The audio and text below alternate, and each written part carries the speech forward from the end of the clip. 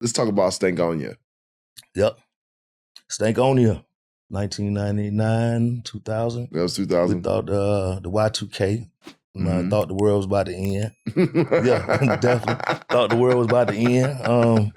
She was like, we about to go out with a bang. With a bang, you know what I mean? Anything goes, you know what I mean? Yeah. And I guess the scope of the music, from traveling like to Europe and going in the clubs and hearing drum and bass and just being there, and it's like songs like Bombs Were Bad that inspired by us being able to leave Georgia, travel the world, and just see how big the world was and what the world was doing, and it influenced our music, you know? And you got to go see some shit.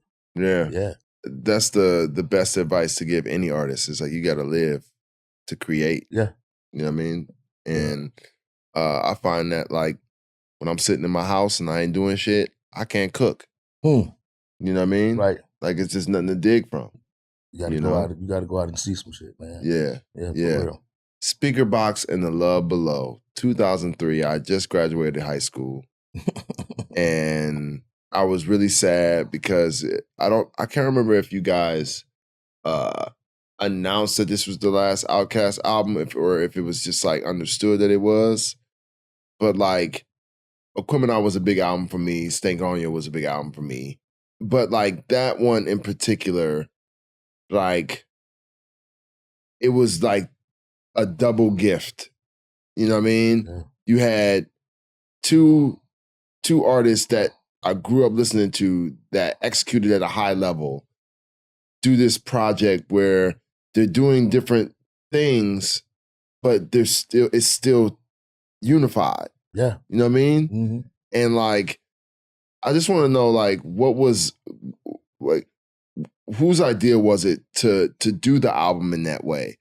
And like, did you go away for several months, and then Dre went away for 7 months, and then y'all came together and was like, this is what I got, this is what he got? Like, how did that work? It was, actually, the idea came from the DJ in Atlanta, Greg Street, my homeboy.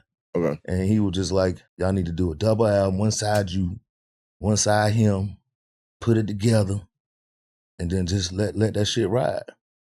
And genius. I mean, it was crazy, you know what I mean? Because I'm still, you know, I'm in Stankonia, I'm tinkering, I'm working on music. Dre, he do a lot of his recording at his house, so he was at his house a lot doing stuff. Yeah. And then we come together and just like, what you got? What you got? Put it on the table. Okay. Back to the huddle again, you know what I mean? Yeah. It was like, okay, I got this beat for you. Like, okay, what is it? Ghetto music. All right, give it to me. Give me that. I want that. You know what I mean? So we were still working together, but in different spaces. And it was just like, I mean, just get the whole complete thought out of what you were doing. Yeah. And it was just, you know, I guess dissecting the group and be like, okay, let me give you a closer look into this guy and this guy. Yeah. And it worked. The fans loved it, man. That's just like, what, 16 million now? Yeah, man. Yeah, man. Yeah. Like that, I remember when that came out, that was well, first off, you know, when shit comes out when in your teens, it's like a monumental moment. You know what I mean? Yeah. Like, so I remember where I was at in life at that time. And I remember this is when I used to keep in the CD lining, you know, the back of the CD case and the cover and everything. Yeah, for sure. I would keep that and post it on my wall. Right? Yeah. And I remember I would keep the booklet too and put that on the wall or whatever. And I remember just like seeing that, Aquemini, Stankonia, like all the albums on my wall that I kept throughout the years that I saved all the album packaging for. Yeah. Like on my wall. For sure. You know? And like, it was such a moment, man. Like music was just, there was a shift happening. You know? Couldn't you feel that at the time? Yeah. I mean, to us, it was like the music had no boundaries. Like, and to, you know, go in and create something that's new and inspiring to you, so you can want to give it to the people.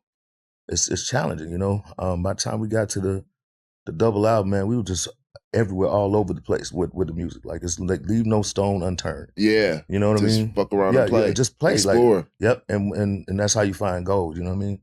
even going into, solo albums and things like that. It's like super challenging to make a record when you the lead off batter. You know what I mean? Like after being in the group for so long, and then now you got to lead off batter, then you got to do the second verse, and then you got to do the third verse.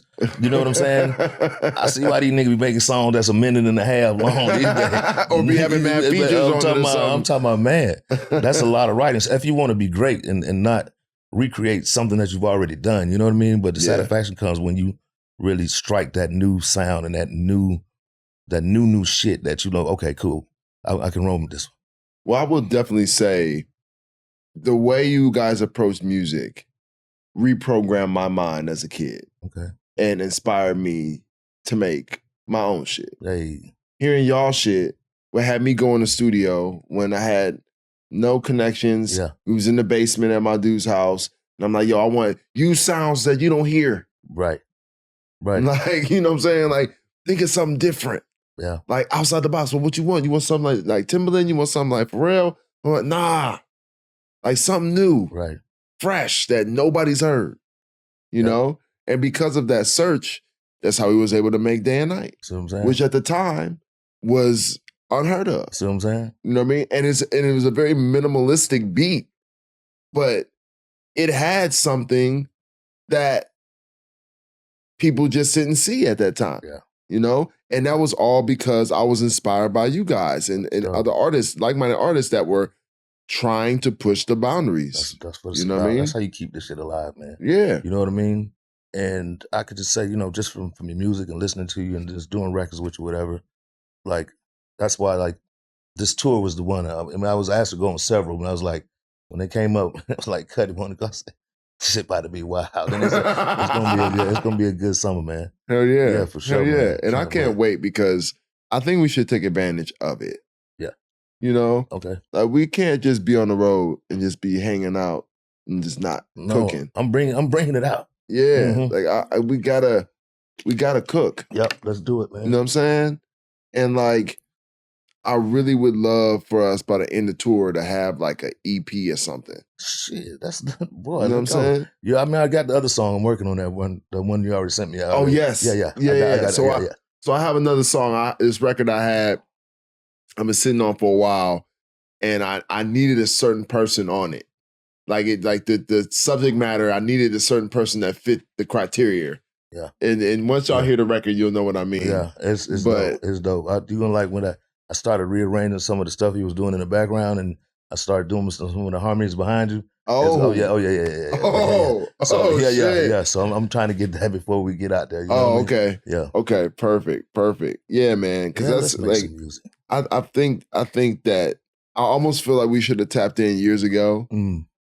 But like better late than never. Yeah, for you sure. know what I'm saying? Man, it's like this is a reason why. And I was actually at this point when I was putting the tour together, I was like, struggling to find openers. Right. But just because my shit is like, it gotta be somebody I fucks with. Like, I'm not just putting some random person, I'm about to be on the road with this person for 2 months. Right. Like, it need to be somebody like that I wouldn't mind hanging out with on an off day and like kicking it with, you know? Man. Yeah, man. And like your name came up and I was like, of course, but do you think he would do it? And they're like, yeah, I'm sure he would. Man, and like, we heard you respond and you was like, yeah. I was like, oh man, we locked in. Yeah, man. I love performing. You know what I mean? That's like one of my favorite parts of doing that, besides the traveling. You know what I mean? Yeah. And my go-to thing is that bus. I love being on the tour bus. Same. Flying the gigs is one thing, but to be on that bus for like 2 months, like same. I love it. It's like a road trip. Yeah, man. It's like, the camaraderie. It's like because tour can be a lot mentally. When you think about it, and especially a big you're away from home, and if you got a family, you're away from your kids and your wife or whatever, and it's a lot. It's nice to like for me. I feel like whoever's on the road with me, we got to be like fam. Yeah. It's got to be fam. I'm gonna come out and watch your show. I'm gonna sneak in the back so nobody see me, and I'm gonna watch you perform. Like I'm like I wanted to be like, hey, we're all on this massive road trip together. to like bring people joy all around the nation. You know what I mean? Like, good, man. And like, I know people are thoroughly excited to see you, dude. You know what I mean? Like, they were really geeked when that tour got announced. Oh, yeah, no, for sure. It's gonna be good, man. You know, I don't fuck around, man. Big bro, chillin' with